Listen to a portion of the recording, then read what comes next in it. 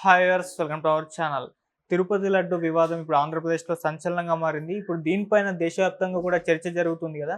అయితే ఈ నేపథ్యంలో రమణ దీక్షితుల వారు ఈ తిరుపతి లడ్డు ప్రసాదం గురించి ఆయన స్పందించారు. మరి ఆయన ఏం చెప్తున్నారు? ఇప్పుడు ఇదే అంశం మీద డిస్కస్ చేయడానికి ప్రెజెంట్ మనతో పాటు జర్నలిస్ట్ చరణ్ పరమి గారు ఉన్నారు. వారితో ఒకసారి మాట్లాడదాం. హాయ్ అన్న.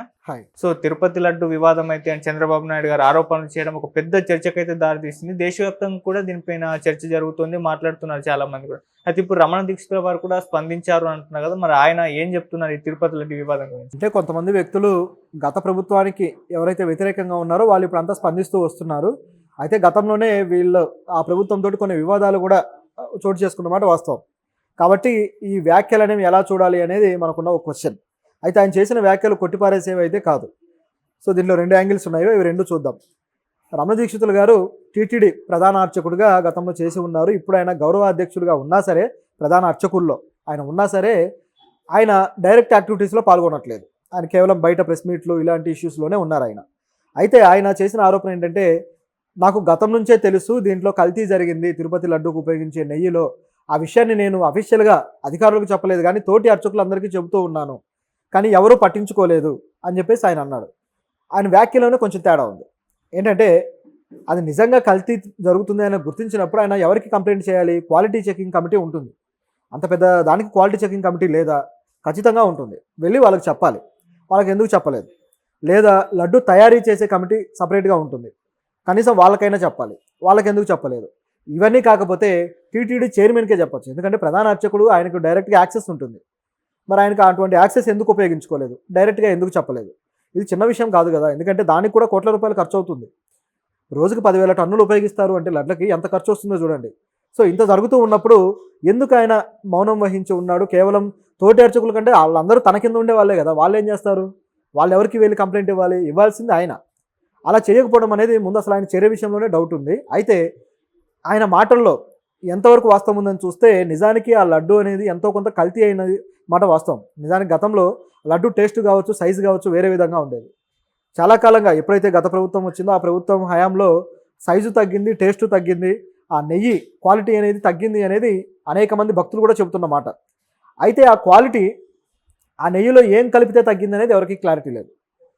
చంద్రబాబు గారు లేకపోతే టీడీపీ శ్రేణులు చెప్పినట్టుగా జంతువుల కొవ్వు అనేది కలుపుతున్నారు. ఆ జంతువుల కొవ్వు అంటే అది ఇక మాంసాహారం కిందకు వస్తుంది, కాబట్టి అది ఇక అపచారం లాంటిది నిజానికి. మరి అదే జరిగిందా లేకపోతే వేరే విధంగా ఏమైనా కలిపారా? వనస్పతిని కలిపారు అనేది గతంలో డైరెక్ట్గా సుబ్బారెడ్డి గారు చెప్పారు. వైవి సుబ్బారెడ్డి గారు, టీటీడీ మాజీ చైర్మన్, వనస్పతిని కలిపి తీసుకొస్తే దాదాపు 5 ట్యాంకర్స్ వరకు మేము తిరిగి 5 సార్లు వెనక్కి పంపించాము, ఆ కల్తీని మేము నివారించాము అని చెప్పి అన్నారు. వనస్పతి అంటే మనకు తెలిసిందే డాల్డా. అది కొంచెం అలాగే ఉంటుంది కాబట్టి దాన్ని కలిపి మేనేజ్ చేసే ప్రయత్నం చేసి ఉండొచ్చు. ఎందుకంటే చాలా తక్కువ రేటుకు వాళ్ళు కోట్ చేసి ఆ టెండర్ని తీసుకున్నారు. సో తక్కువ రేటుకి కోట్ చేస్తున్నారు అంటే దాని అర్థం క్వాలిటీలో కూడా కాంప్రమైజ్ అవుతున్నారు అని. కాబట్టి అవకాశం అయితే ఉంది. అయితే ఇక్కడే ఆయన దొరికిపోయాడు. ఏంటంటే, ఈ 5 సార్లు వచ్చింది అంటే మరి మొదటిసారే వ్యతిరేకించినప్పుడు రెండోసారి కూడా వాళ్ళు ఎలా తేగలిగారు? అంటే వీళ్ళకు దొరికినప్పుడేమో దొరికారు, దొరకనప్పుడేమో దొరకలేదు, హాయిగా పంపించేశారు లోపలికి. సో ఈ విధంగా కల్తీ అనేది జరుగుతుంది అనే దానికి గత ప్రభుత్వ హయాంలో టీటీడీ చైర్మన్గా ఉన్న ఆ వ్యక్తే ఒప్పుకున్నట్టయింది. అయితే ఇది వనస్పతి కల్తీ అనేది క్లియర్.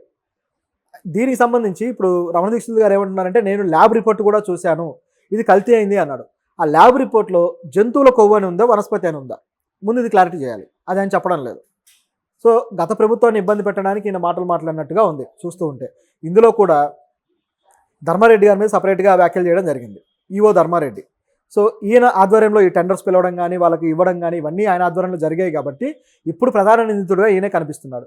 అయితే ధర్మారెడ్డితోటి మొదటి నుంచి కూడా ఈయనకు లడాయి ఉంది రమణ దీక్షితులు గారికి. గతంలో ధర్మారెడ్డి గారిని క్రిస్టియన్ అని చెప్పేసి ఈయన సంబోధించి పెద్ద వివాదం చెలరేదీశాడు. పెద్ద వివాదం అయిపోయి తిరిగి ఆయన టీటీడీ, ఆయన అప్పటికే ఈవోగా ఉన్నారు కాబట్టి తన అధికారంతో ఈయన మీద కేసు కూడా పెట్టాడు. పరువు నష్టం కేసు వేస్తే అది మళ్ళీ కోర్టుకు వెళ్ళింది. తర్వాత పోలీసులు ఇక దీక్షితులు గారిని అరెస్ట్ చేస్తారు అనే పరిస్థితి కూడా వచ్చింది. తర్వాత మొత్తానికి ఏదో కాంప్రమైజ్ అయింది. మొత్తానికి ఆయన్ని విధుల్లో ఉన్నా సరే యాక్టివ్గా లేకుండా చేశారు. ప్రస్తుతానికి ఇప్పుడు ఆయన పరిస్థితి అది. కాబట్టి ఈ వివాదము ఈరోజు ఏదో ఈయన కొత్తగా కనిపెట్టి మాట్లాడింది కాదు. గతం నుంచి వీళ్ళ మధ్య ఉన్న ఒక కాన్ఫ్లిక్ట్ని ఇక్కడికి తీసుకొచ్చాడని చెప్పాలి. అలాగే ల్యాబ్ రిపోర్ట్ విషయంలో కూడా మరి ఆయన ఏం చూశాడు అనేది క్లియర్గా చెప్తే బాగుండేది. అసలు ఈ టెక్నీషియన్స్ లేకపోతే ఆ ల్యాబ్ సమర్పించిన ఎవరైతే ఆఫీసర్స్ ఉన్నారో వాళ్ళు ఏం రాశారు అక్కడ ఆ సెంటెన్స్ అది చెప్పడం లేదు. అలాగే ఇప్పుడు టీడీపీ శ్రేణులు కూడా ల్యాబ్ రిపోర్ట్ వచ్చింది, అది కల్తీ అయింది అని మాట్లాడుతున్నారు, కానీ రిపోర్ట్ అనేది బయట పెట్టట్లేదు. ఆ ఎవిడెన్స్ కాపీ అనేది ఒకటి బయట పెడితే అందులో ఏముందనేది అర్థమవుతుంది, క్లియర్ అయిపోద్ది. కానీ అలా చేయట్లేదు. దీని విషయంలో ఇప్పుడు వైసీపీ కూడా కోర్టుకు వెళ్తుంది. ఇది ఇక్కడ పెద్ద ట్విస్ట్. ఎవరు గెస్ చేయలేదు వైసీపీ కోర్టుకు వెళ్తుందని, కానీ ఇప్పుడు వెళ్తుంది. యాక్చువల్గా గతంలో ఆ నెయ్యి టేస్ట్ రావడానికి కారణం అనేది కర్ణాటక మిల్క్ ఫెడరేషన్ నుంచి ఆ నందిని ప్రోడక్ట్ ఏదైతే ఉందో వాళ్ళ దగ్గర నుంచి అదంతా తీసుకుంటున్నారు నెయ్యి అనేది తెలిసిందే. ఎప్పుడైతే వైసీపీ గవర్నమెంట్ వచ్చిందో వాళ్ళ దగ్గర ఆపేసి ఢిల్లీ నుంచి ఆల్ఫా అనే కంపెనీ నుంచి తీసుకోవడం జరిగింది. ఇక్కడ ఏదో కల్తీ జరిగిందని చెప్పేసి వివాదం అయితే చెలరేగింది. సో ఈ తరుణంలో దీని మీద వైసీపీ ఇప్పుడు మా మీద ఇలాంటి ఆరోపణలు చేశారు కాబట్టి మేము కోర్టుకు వెళ్తున్నామని చెప్పేసి కోర్టుకు అయితే పిటిషన్ వేశారు. సో ఇప్పుడు ఇది విచారణకు వెళ్తే మరి ఆ ల్యాబ్ రిపోర్ట్ ఏం సమర్పిస్తారో అక్కడ ఏం తేలుతుందనేది చూడాలి. ఇది ఒక ప్రతిష్టాత్మకంగా వైసీపీ అయితే తీసుకుంది. మరోవైపు షర్మిల గారు కూడా ఇప్పుడు షర్మిల గారు ఈ టాపిక్లో రియాక్ట్ అయ్యారు. సో ఆవిడేమంటున్నారంటే, ఏదైతే ఇష్యూ జరిగిందో ఇది 100 రోజులు మీరు పరిపాలనలో ఉన్నారు కదా, మీరు అప్పుడే రియాక్ట్ అవ్వచ్చు కదా, ఇప్పుడు ఎందుకు రియాక్ట్ అవుతున్నారు, మీరు లడ్డు గతంలో తినలేదా, మరి తిన్నప్పుడు ఎందుకు అవ్వలేదని చెప్పేసి షర్మిల గారు మొదటిసారిగా తన అన్నకు సపోర్టుగా ఒక రకంగా అన్నకు సపోర్టుగా చంద్రబాబు గారికి వ్యతిరేకంగా మాట్లాడడం జరిగింది. అంటే దీన్ని రాజకీయంగా ఉపయోగించుకోవాలని మీరు చూస్తున్నారా అని చెప్పేసి ఆవిడ వ్యాఖ్యానించారు. అంటే ఆవిడ కూడా ల్యాబ్ రిపోర్ట్స్ వచ్చినా సరే వాటిల్లో ఆ కల్తీ ఏంటి అనేది క్లియర్ చేయాలి అని చెప్పేసి ఆవిడ అడుగుతూ ఉన్నారు. సో ఇది కాంగ్రెస్ పార్టీ కూడా ఈ విషయంలో గట్టిగా మాట్లాడడం అనేది హర్షించాల్సిన విషయం. ఆవిడ దీని మీద మీరు సపరేట్గా కమిటీ వేసి సిబిఐకి దీన్ని అప్పగించి విచారణ చేయండి అని చెప్పేసి హోమ్ మినిస్టర్కి ఇవిడ లేఖ రాశారు. సో ఇప్పుడు ఇది రాష్ట్ర హోమ్ మినిస్టర్కి లేఖ రాశారు. మరి ఇది సిబిఐకి ఇస్తారా లేదా చూడాలి. చూస్తూ ఉంటే సిబిఐకి ఇది ఇచ్చేలాగా కనపడడం లేదు. ఎందుకంటే ఆ టెండర్స్ మారిస్తే సరిపోతుంది, సింపుల్గా ఆ నందిని వాళ్ళకి మళ్ళీ ఇచ్చేస్తే అయిపోతుంది అనమాట. ఆల్రెడీ ఇచ్చారు కూడా, గత 2 వారాల క్రితమే ఇచ్చారు, మళ్ళీ అది పాతది కంటిన్యూ అవుతుంది. ఇందులో గమనించాల్సింది ఏంటంటే ఈ కల్తీ విషయంలో మరి వీళ్ళు యాక్షన్ తీసుకోవడానికి రెడీగా ఉందా ప్రభుత్వం అనేది చూడాలి. ఒకవేళ వీళ్ళ ఆరోపణలు తప్పైతే, జంతువుల కొవ్వు కాదు ఏదో వనస్పతియో ఏదో కలిపారని ఒకవేళ ప్రూవ్ అయితే అప్పుడు టీడీపీ ఏం చేస్తుంది? అది కూడా కల్తీయే, వనస్పతి కలపడము కల్తీయే. కాకపోతే ఇది ఎమోషనల్గా సెంటిమెంటల్గా బ్లాక్మెయిల్ చేయడం లాంటిది, ఎందుకంటే జంతువుల కొవ్వు కలపడం అనేది. సో ఈ విషయంలో టీడీపీ ఆరోపణలు ఎవరైతే భక్తులు ఉన్నారో వీళ్ళకు కూడా కాస్త ఇబ్బందికరంగా అనిపించాయి. కాబట్టి దీని విషయంలో మరి ఏం జరుగుతుందో చూడాలి. సో ఇప్పుడైతే ఇది ఇంత పెద్ద ఇష్యూ అయింది కాబట్టి వైసీపీ వాళ్ళు కూడా కోర్టుకు వెళ్ళి ఫైట్ చేస్తామంటున్నారు. అంతకుముందు కూడా వైవి సుబ్బారెడ్డి గారు ఒక ట్వీట్ చేశారు, తిరుపతికి వచ్చి మేము ప్రమాణం చేస్తామని. లోకేష్ గారు కూడా ఇంతకుముందు చెప్పారు, నేను కూడా తిరుపతిలోనే ఉన్నారు, మీరు వచ్చి మీరు ప్రమాణం చేయండి అని చెప్పేసి. మరి ఈ రకంగా అంటే వైసీపీ అటు కోర్టు లీగల్గా ఫైట్ కాకుండా ఈ రకంగా ఫైట్ చేసే ఛాన్స్ ఉందా? ఈ విధంగా ఫైట్ చేయడానికి ఏముంటుంది చెప్పండి, ఏం లేదు కదా. సరే ఇప్పుడు సుబ్బారెడ్డి గారు వచ్చి ప్రమాణం చేస్తా అన్నాడు, లోకేష్ గారు అక్కడే ఉంటాడు, వెళ్ళి ప్రమాణం చేస్తాడు, ఏమవుతుంది? అప్పుడు లోకేష్ అంగీకరిస్తాడా? ఈయన ప్రమాణాన్ని నేను యాక్సెప్ట్ చేస్తున్నా అంటాడా లోకేష్? ఛాన్స్ లేదు కదా. ప్రమాణాల వల్ల ఏమీ జరగవు, అవేం పాత రోజుల్లో లాగా అగ్ని పరీక్షలు కాదు, అగ్నిలో దూకినా కాలకుండా ఉండటానికి. సో తగలబడిపోతారు. కాబట్టి ఈ ప్రమాణాలు అనేవి పనిచేసేవి కాదు, కోర్టు ద్వారానే తేల్చుకోవాలి. అలాగే ఈ ల్యాబ్ రిపోర్ట్స్ ఎవిడెన్సెస్ ఏవైతే ఉన్నాయో ఇవి సమర్పించాలి. అదేవిధంగా ఇస్తే సిబిఐకా లేకపోతే స్టేట్ గవర్నమెంట్ ఆధ్వర్యంలో సిఐడికా ఇచ్చి విచారణ అయితే చేయించాలి. ఈ విధంగానే సొల్యూషన్కి వెళ్ళాలి, కానీ అలా వెళ్ళడానికి అయితే లేదు. అయితే వైసీపీ ఇటువంటి ప్రయత్నం చేస్తుంది. ఇప్పుడు వైసీపీ తీసుకున్న స్టెప్ మెచ్చుకోదగిందే. కాకపోతే మరి టీడీపీ దీనికి రెడీగా ఉందా లేదా అనేది క్వశ్చన్ ఇప్పుడు. సో మరి టీడీపీ ఏ యాక్షన్ తీసుకుంటుందనే దాన్ని బట్టి దీంట్లో సొల్యూషన్ అనేది వస్తుంది. నాకు తెలిసి ఇది కేవలం ఆరోపణలతోటి ప్రత్యారోపణలతోటి ఒక అలజడి చెలరేగి మధ్యలోనే ముగిసిపోతుంది అని నాకు అనిపిస్తుంది. అయితే ఇంత ఆరోపణలు వస్తున్న జగన్మోహన్ రెడ్డి గారు అయితే ఇప్పటి వరకు దీని గురించి స్పందించింది లేదు. మరి ఆయన మౌనం గల కారణం ఏంటంటే?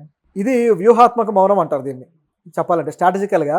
ఎందుకంటే ఆయన ఏది స్పందించినా సరే ఆయన మీద క్రిస్టియన్ అనే ఒక ట్యాగ్ ఉంది కదా, ఆ ట్యాగ్ను బయటికి తీసి ఎక్స్ట్రా ఆరోపణలు చేసే అవకాశం ఉంది. కాబట్టి జగన్ బయటికి రావట్లేదు, మాట్లాడట్లేదు. రెండోది, ఆయన మీద డైరెక్ట్గా కొన్ని ప్రశ్నలు వస్తాయి. మీరు కర్ణాటక ఫెడరేషన్ నుంచి ఢిల్లీకి ఎందుకు ఇచ్చారు? ఆల్ఫా కంపెనీకి తక్కువ కోట్ చేస్తే క్వాలిటీ చెకింగ్ మరి ఏ విధంగా చేశారు? క్వాలిటీ చెకింగ్ జరగాలి కదా, ఏ విధంగా చేశారు? తక్కువ కోట్ చేస్తే ఎందుకు ఇచ్చారు మీరు? ఇటువంటి క్వశ్చన్లన్నీ వస్తాయి. దానికి ఆయన దగ్గర ఆన్సర్ ఉందా? ఆన్సర్ లేకపోతే ఏంటి పరిస్థితి? మరి 5 సార్లు వాళ్ళు ఈ విధంగా ఇచ్చినప్పుడు, ఆల్ఫా అనే కంపెనీ 5 సార్లు చీటింగ్ చేసి ఈ వనస్పతిని కలిపి తెచ్చినప్పుడు ఆ కంపెనీకి టెండర్స్ ఎందుకు క్యాన్సిల్ చేయలేదు? లైసెన్స్ క్యాన్సిల్ చేయాలి కదా, ఎందుకంటే 5 సార్లు మోసపోయినా కూడా బుద్ధి రాదా మనకి? మరి ఎందుకు చేయలేదు అంటే వెనకాల ఏమన్నా లోకలోకలు ఉన్నాయా, ఒప్పందాలు ఏమైనా ఉన్నాయా? సో ఇటువంటి డౌట్లు ఖచ్చితంగా వస్తాయి. కాబట్టి ముఖ్యంగా ఏంటంటే ఈ మతపరమైన రిలీజియస్ ఆరోపణలు ఏవైతే ఉన్నాయో అవి ఎదుర్కోవడం ఇబ్బందికరం. కాబట్టి ఆయన ఏముంది, డైరెక్ట్గా మీరు అసలు ఈ దేవుని పూజించారు కాబట్టి మీరు అలా చేశారు మీకు దేవుడు అంటే గౌరవం లేదు, హిందువులు అంటే గౌరవం లేదు అంటే తిరిగి ఆయన సమాధానం చెప్పుకోవడానికి కూడా ఆయనకు ఆన్సర్ లేదు. అటువంటి పరిస్థితి ఇక్కడ క్రియేట్ అయింది. కాబట్టే జగన్ మాట్లాడకుండా సైలెంట్గా ఉన్నాడు. థ్యాంక్ యూ సో మచ్ అన్న.